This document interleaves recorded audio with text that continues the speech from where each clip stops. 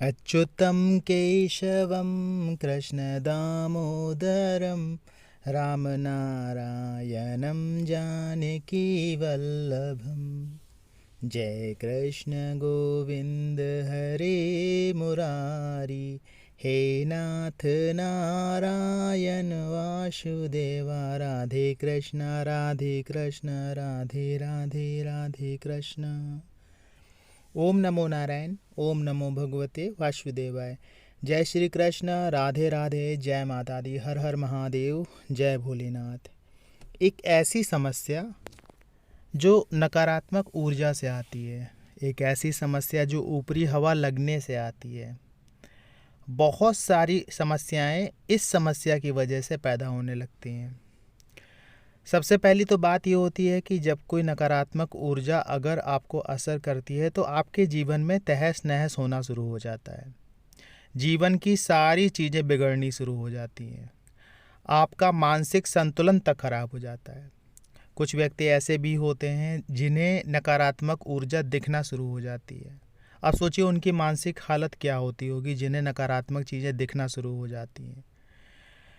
उनकी स्थिति का आप अवलोकन ही नहीं कर सकते हैं। उनकी जगह अगर आप अपने आप को रख के देखेंगे तो समझ पाएंगे कि ये स्थिति कितनी ज़्यादा खतरनाक होती है। इसके कई कारण होते हैं। कारण ये होता है कि जैसे आप कभी कभी क्या होता है कि अपने आप को दिखाने के चक्कर में कि मेरे को कोई शक्ति लगी तो नहीं है, मेरे साथ कोई प्रॉब्लम चल तो नहीं रही है, हम किसी भी ऐसे ही किसी भगत के पास में पहुंच जाते हैं दिखाने के चक्कर में। अब सारे भगत तो अच्छे होते नहीं हैं, उसमें बहुत सारे ऐसे होते हैं जो लूटने खाने का काम करते हैं। वो क्या करेंगे, कोई भी इत्र योनि की शक्ति, भूत प्रेत पिशाच चुड़ैल डाकनी शाकनी या कोई भी इस तरह की शक्ति को सिद्ध करके रखते हैं, या किसी आत्मा को, गंदी आत्मा को सिद्ध करके रखते हैं। अब वो क्या करेंगे कि आपके आसपास छोड़ देंगे या आपके ऊपर छोड़ देंगे जब भी आप उनसे मिलने जाओगे या कुछ ठीक कराने जाओगे। क्योंकि पहले तो वो बताएंगे कि आपके ऊपर ऐसा है वैसा है, लेकिन उस बात को सिद्ध कैसे करेंगे? उसको सिद्ध करने के लिए क्या करेंगे कि जो चीज़ वो बता रहे होते हैं उसी प्रकार का कुछ आपके ऊपर छोड़ देते हैं। अब क्या होगा, आप जैसे उनसे मिल के आओगे वैसे ही हफ्ते भर के अंदर इतना ज़्यादा परेशान हो जाओगे, आपको जैसा वो बताया था वैसे ही चीज़ें सब महसूस होने लगेंगी, दिखने लगेंगी। कई तरह के लोग हैं, कई तरह, जितनी जो विद्या जानता है उससे ज़्यादा वो बताने का प्रयास करता है और उसका एहसास भी करा देता है। अब आपको वो सब चीज़ें दिखना शुरू हुई तो आपको क्या लगेगा कि वो आदमी के एकदम सही कह रहा था। फिर वो बताएगा कि आप ऐसी पूजा करा लो, वैसी पूजा करा लो, ये करा लो, वो करा लो, इतना खर्चा आएगा, आपने इसका ये नहीं किया था, उसका वो नहीं किया था, बहुत सारी चीज़ें आपकी गलतियाँ गिनाएगा। लेकिन आपको तो समस्या में हो, आपके परिवार वाले परेशान होंगे, आप परेशान होंगे, तो आप क्या करोगे? यही सोचोगे ना कि ये कैसे भी करके समस्या से हम निकलें या समस्या का समाधान हो जाए। अब वो जैसा जैसा बताएगा फिर आपको वैसा वैसा करना पड़ता है। उसके बाद वो क्या करेगा, वो शक्ति को वापस ले लेगा अपने मंत्रों की शक्ति द्वारा। जब वो शक्ति वापस चली जाएगी तो फिर आप ठीक हो जाओगे। उसका मनोरथ था कि आपसे कुछ कमाना या लूटना, जो भी जैसा भी कारण हो, किसी भी कारण बस उसने किया हो, वो सारी चीज़ें हो जाती हैं। तो इस प्रकार से भी नकारात्मक ऊर्जा लग जाती है। कभी कभी क्या होता है कि हम, जैसे आप जिस धर्म के नहीं हैं और दूसरे धर्म के किसी बाबा ओझा या फ़कीर के चक्कर में फंस जाते हैं, तो वहाँ पे अगर आप बाल खोल के चले गए, आपके बाल खुले हुए हैं या नहीं भी खुले हुए हैं, तो वहाँ की जो शक्तियाँ होती हैं वो लग जाती हैं। ऐसा कई बार बहुत सारे केसों में देखा गया है। हर बार तो नहीं कह सकते कि हर बार ऐसा हो जाता है, लेकिन बात वही है कि अगर 10 बार में 2-4 बार अगर लोगों के साथ में कुछ घट जाता है तो फिर ये हो जाता है कि ज़रूरी नहीं है कि आपके साथ ना हो, फिर आपके साथ में भी कुछ ना कुछ घटित हो सकता है। कोई ना कोई दूसरे धर्म की शक्ति आपके साथ लग जाएगी, फिर वो आपको परेशान करना शुरू कर देगा, आपको दिखना शुरू हो जाएगा, आपके कार्य बिगड़ना शुरू हो जाएंगे। आप जिस माला से जप करते हो सकता है वो माला टूट जाए, जप आपका खंडित होता रहे, पूजा खंडित होती रहे, दिया बार बार बुझता रहे, आपको बार बार बुरे बुरे सपने आए, कोई ऐसा लगे कोई आपको डरा रहा है, ऐसा लगे कोई आपको बार बार आपके घर में कोई इधर से उधर टहलते हुए दिख रहा है, कोई भागते हुए दिख रहा है, छत पे धम धम की आवाज़ें सी आना शुरू हो रही हैं। तो ये सारे सिम्टम्स आने लगते हैं अगर आप इस तरह से कभी कुछ कराते हैं तो नकारात्मक शक्तियाँ कई तरह से अपना प्रभाव दिखाती हैं। कई बार हमारी गलती की वजह से वो घर में आ जाती हैं, कई बार कुछ ऐसी जगह होती हैं कि जहाँ पे वो शक्तियाँ रहती ही रहती हैं। मान लीजिए कोई ऐसा जगह है जहाँ पे आपको नहीं पता था कि वहाँ पे कोई शक्तियाँ हो सकती है या कुछ इस तरह की नकारात्मक ऊर्जाएं हो सकती है, और वहाँ पे आप बहुत बहादुर बन के चले गए कि नहीं मेरे को तो कुछ डर नहीं लगता, मेरे को तो कुछ होता नहीं है। अगर आप इस प्रकार से आपने कोई कुछ सोचा और वहाँ चले गए तो उस समय तो आपको समझ में नहीं आएगा कि क्या हो गया। वो शक्ति क्या आपके ऊपर आ जाएगी, फिर आपको पता नहीं चलेगा, वो चुपचाप रहेगी, शांत रहेगी, बिल्कुल शालीनता के साथ रहेगी। धीरे धीरे करके आपके जीवन में बदलाव होना शुरू होगा, धीरे धीरे करके आपका जीवन एकदम बेकार होना शुरू हो जाएगा, आप बीमार होना शुरू हो जाओगे, बहुत सारी बीमारियां लग जाएंगी, शरीर खराब होने लगेगा। और ज़रूर देखिए क्या होता है कि नकारात्मक ऊर्जा ज़रूरी नहीं कि सिर्फ आपको डराए, वो कई तरह से असर करती है। हो सकता है आपके अंदर इतनी सारी बीमारियां पैदा कर दे, जबकि आप खाने का इतना ध्यान रखते थे, हर चीज़ को परहेज के हिसाब से खाते थे, लेकिन आपके शरीर में हर तरह की बीमारी पैदा कर देगी, सारी तरह की। आप परेशान हो जाओगे इलाज कराते कराते और कुछ निकलेगा नहीं, और दवाइयाँ खाते खाते परेशान हो जाओगे, कुछ ठीक होगा नहीं। तो इस प्रकार से भी असर करता है।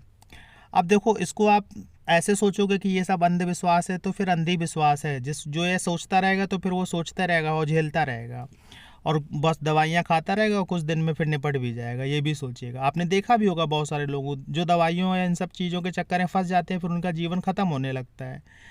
आगे देखिए, जीवन में अगर आप बहुत लंबा जीना चाहते हैं तो जितना दवाइयों से दूर रहेंगे उतना ही ज़्यादा आप जीवन में जी पाएंगे। और दवाइयों चक्कर में फंस गए, एक बार आपकी बीपी और इसकी और थायराइड और ये वो दुनिया भर की दवाइयाँ शुरू हो गई तो फिर आपको कोई बचा नहीं सकता है, चाहे कुछ भी हो जाए। तो इन सब चीज़ों से दूर रहना बहुत ज़रूरी है। और नकारात्मक ऊर्जा इस प्रकार से भी असर करती है कि कुछ ना कुछ आपकी बीमारी लग जाएगी, जिसकी वजह से आप मेडिसिन खाते रहोगे, धीरे धीरे करके आपका शरीर ख़राब हो जाएगा और आप इस दुनिया से ख़त्म हो जाएंगे। तो बहुत सारी तरह की असर होता है हमारे लाइफ में नकारात्मक ऊर्जा का। अब होता क्या है कि ये सब चीज़ें हो तो रही हैं, अब इसके करें क्या, कैसे हम इसको ठीक करें। तो जो लोग शुरू से ही पूजा पाठ जप इत्यादि करते रहते हैं, जो लोग शुरू से ही किसी स्रोत चालीसा का पाठ करते रहते हैं, उनके ऊपर जल्दी से कोई भी हवा असर नहीं करती है। इनकेस बहुत कोई तगड़ी हवा अगर असर कर भी गई तो उसका प्रभाव ज़्यादा दिन तक नहीं रह पाता है, क्योंकि पूजा पाठ के प्रभाव से या घर में दीपक जलता है उसके प्रभाव से, घर में घंटी बजती है उसके प्रभाव से, धूप दीप जो आप देते हैं उसके प्रभाव से, आपके घर के देवी देवता हैं उनकी पूजा करते हैं उसके प्रभाव से, आपके घर के कुल देवी देवता हैं जो आपकी रक्षा करते हैं उनके प्रभाव से ये सब चीज़ें कटने लगती है। अब होता क्या है, बहुत सारे लोग मानते ही नहीं कुल देवी कुल देवता होते हैं, बहुत सारे लोग ये नहीं मानते हैं कि घर के देवता होते हैं, बहुत सारे लोग ये नहीं मानते कि स्थान देवता क्षेत्रपाल भगवान भी होते हैं। वो बस सुबह सुबह दीपक जलाए, ओम नमः शिवाय, जय माता दी, और 2 बार घंटी बजाई और पैर छू के वापस आ गए। तो देखिए क्या है कि कोई भी जब बड़ी शक्ति होती है तो बड़ी शक्ति, जैसे मान लीजिए आपको एक एग्जाम्पल देते हैं, प्रधानमंत्री से मिलना है, तो क्या आप सीधे जाके प्रधानमंत्री से मिल लोगे? सोच के देखिए कितना लंबा चैनल होगा, तब जाके आप उनसे मिल पाएंगे। तो ऐसी बड़ी शक्तियाँ भी होती है, अब उनसे क्या डायरेक्टली आप नहीं कनेक्ट हो पाते हो। जो आपके घर के देवी देवता होते हैं, जो आपके कुल देवी देवता होते हैं, जो स्थान के देवी देवता होते हैं, ये सब आपकी बातें वहाँ तक पहुँचाते हैं और ये माध्यम बनते हैं उनसे आपके जोड़ने का। तो अगर आप इनको ही नहीं पूछोगे तो क्या मतलब बनता है।